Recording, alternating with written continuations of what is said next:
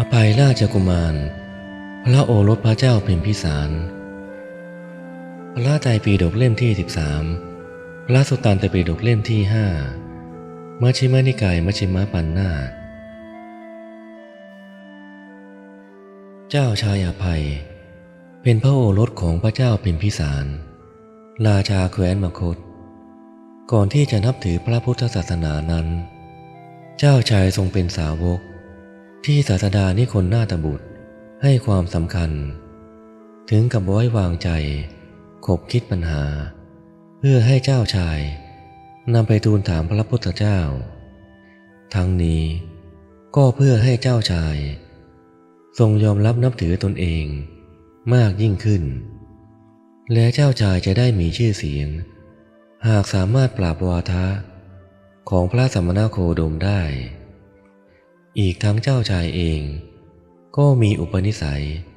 ชอบโต้วาทะอยู่แล้วมารดาของพระราชกุมาร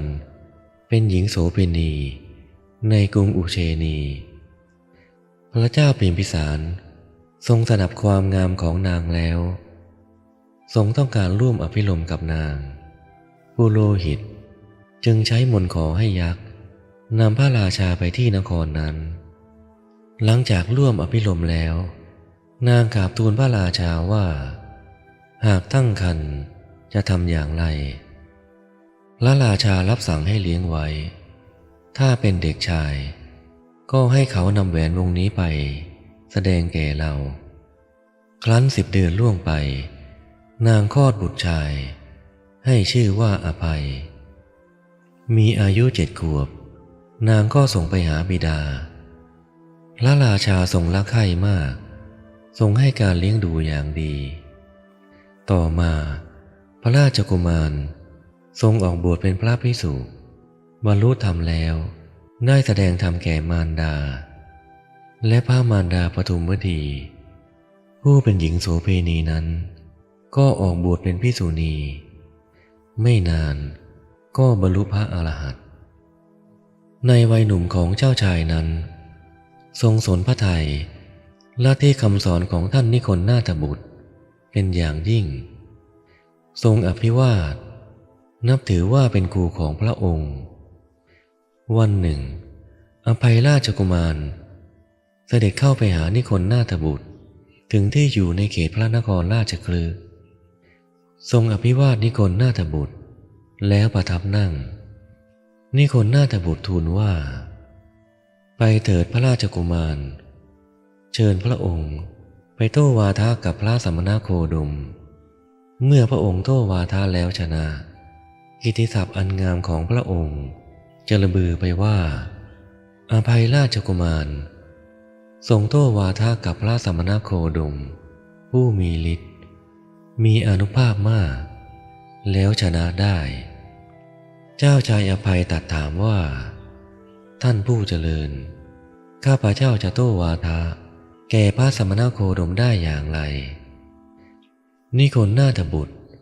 สอนวิธียกวาทะให้เสด็จไปเข้าเฝ้าพระสมณโคดมถึงที่ประทับแล้วทูลถามว่าข้าแต่พระองค์ผู้เจริญมีบ้างไหมที่พระตถาคตจะตรัสวาจาอันไม่เป็นที่ชอบใจ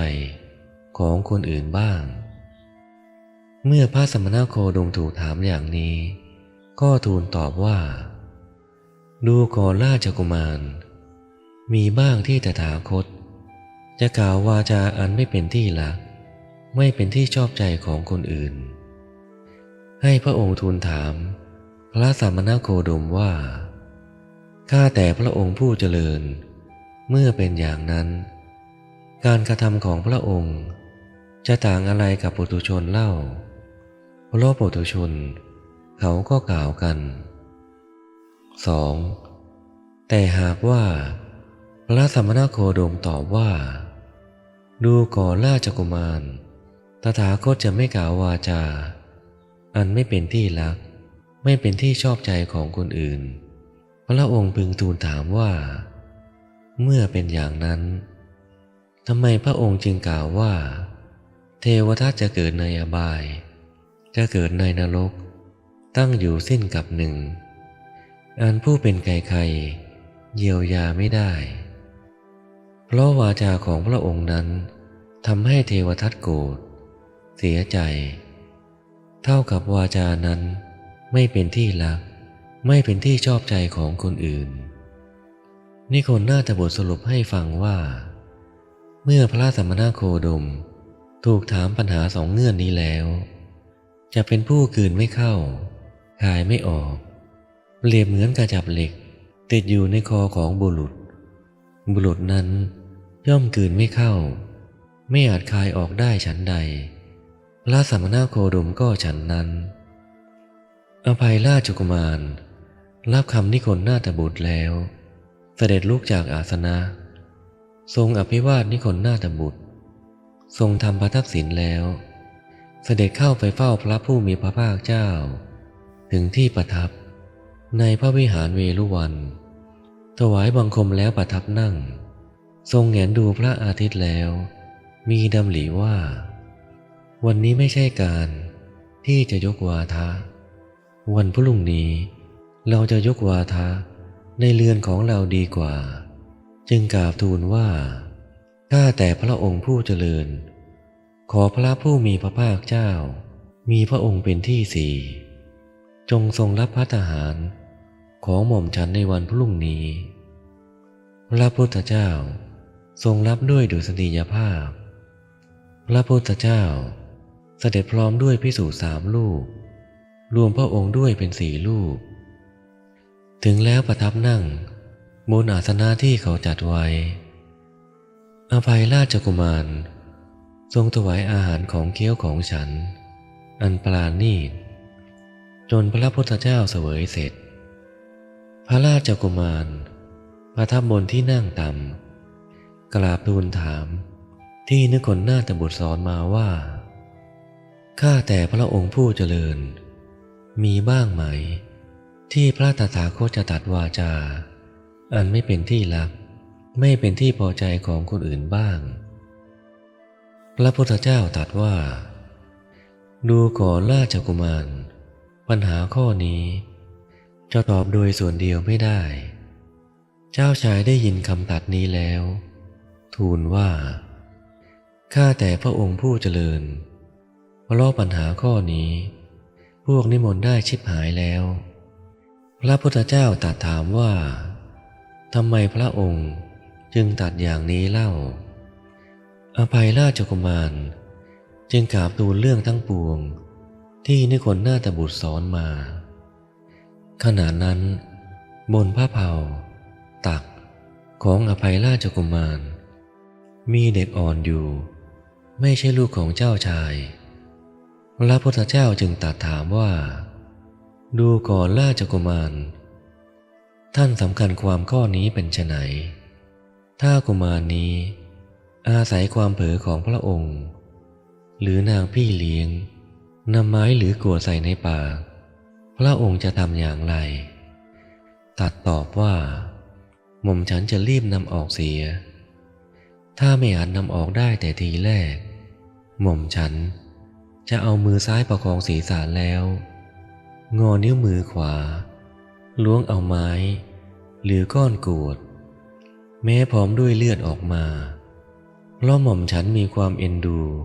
ในกุมารพระพุทธเจ้าตรัสอธิบายให้เห็นวิธีพูดของพระองค์ว่าก็เหมือนวิธีนำของที่เข้าในปากของกุมารออกมา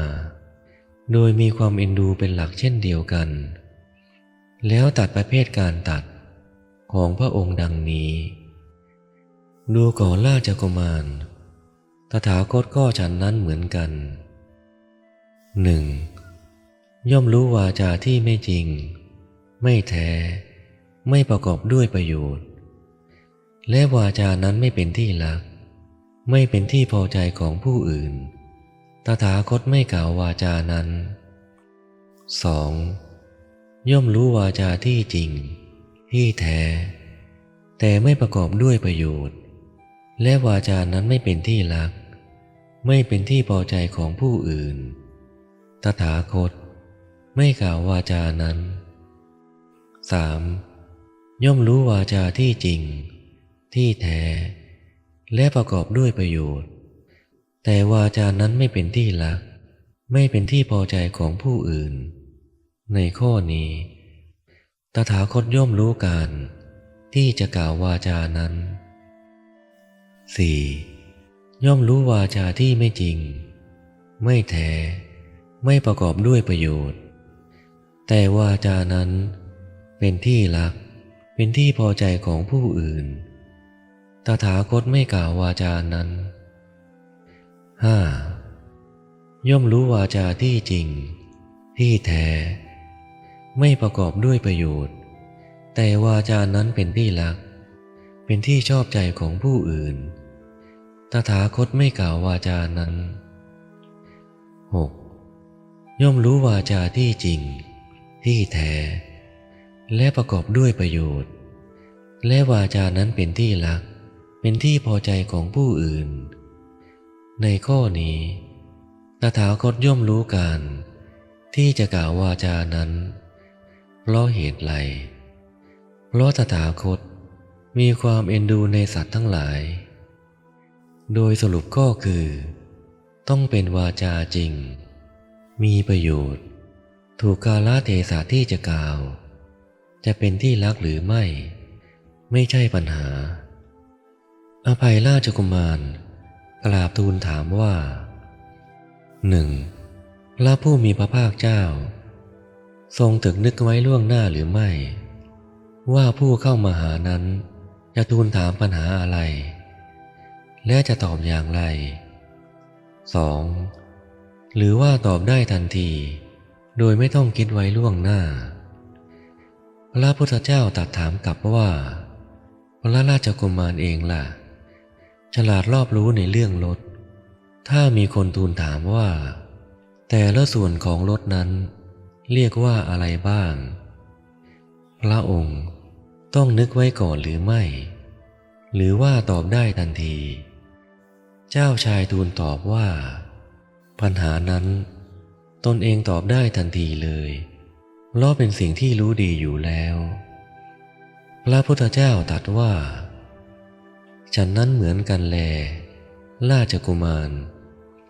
กษัตริย์ผู้เป็นบัณฑิตก็ดีพราหมณ์ผู้เป็นบัณฑิตก็ดีคฤหบดีผู้เป็นบัณฑิตก็ดีสมณะผู้เป็นบัณฑิตก็ดีผูกปัญหาแล้วเข้ามาถามตถาคตการตอบปัญหาพยากรณ์นั้นย่อมแจ่มแจ้งแก่ตถาคตโดยทันทีข้อนั้นเพราะเหตุไรเพราะความที่ธรรมธาตุนั้นตถาคตแห่งตลอดดีแล้วเมื่อพระพุทธเจ้าตรัสอย่างนี้แล้วอภัยราชกุมารได้กราบทูลว่าข้าแต่พระองค์ผู้เจริญภาสิทธิ์ของพระองค์แจ่มแจ้งนักเปรียบเหมือนบุคคลหงายของที่คว่ำเปิดของที่ปิดบอกทางแก่คนหลงทางหรือตามประทีปในที่มืดด้วยหวังว่าผู้มีดวงตาดีจะเห็นรูปดังนี้ฉันใดพระผู้มีพระภาคเจ้าทรงประกาศธรรมโดยอเนกปริยายฉันนั้นเหมือนกันข้าแต่พระองค์ผู้เจริญหม่อมฉันขอถึงพระผู้มีพระภาคเจ้าพระธรรมและพระสงฆ์ว่าเป็นสรณะขอพระผู้มีพระภาคเจ้าทรงจำหม่อมฉันว่า